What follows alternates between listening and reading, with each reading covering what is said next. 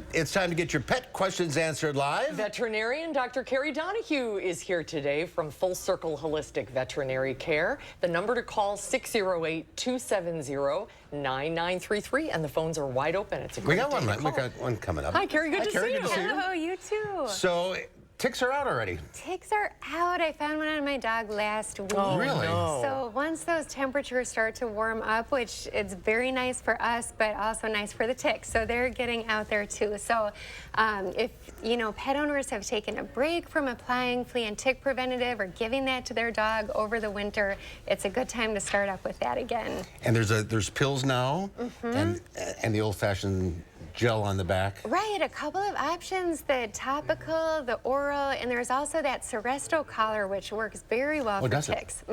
But the pill, I use the triple one. I don't want to say the name on there, but it's heartworm and tick and flea. Right, which is a nice development where you can get everything that you need, heartworm, fleas, ticks, intestinal parasites in one chewable tablet.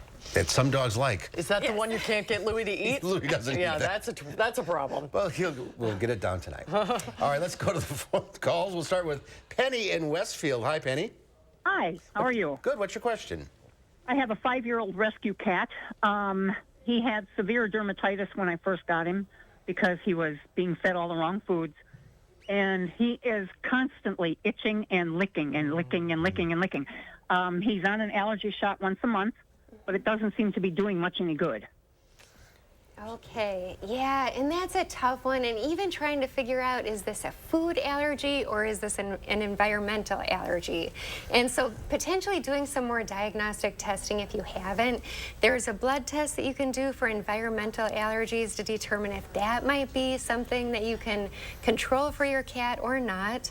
And then you can also do a food allergy test and determine, is there a type of protein, is there something in the food? You had mentioned that, you might have had to change foods already, but really trying to figure that out to determine what it is and what you can do for your cat. All right, good luck. Let's go to Carrie now in Prairie du Sac. Hi, Carrie, what's your question? Hi, yes. I would like to know what you think or what she thinks about the contagious dog flu that is out there, and if she thinks that all veterinarians should be carrying the vaccine for that. Yeah, and that's something that kind of waxes and wanes over the years. We can have these outbreaks of influenza for dogs, and right now I'm not aware of a big sort of outbreak in the Madison area, but most veterinarians carry that dog influenza vaccine, and they'll be able to let you know. You could even give your vet clinic a call and find out, is this something that you're seeing in dogs in the area?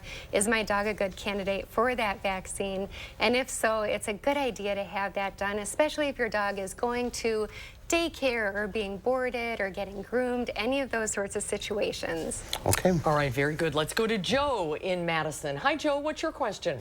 I have a question about my neighbors. Not that it's my business, but the question I have, do you recommend people sleeping with their dogs? I mean, come on.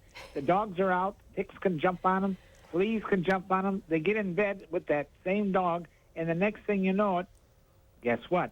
And my question is, the dog should be on the floor, not in the bed. What's your opinion? That is a debate, to be honest.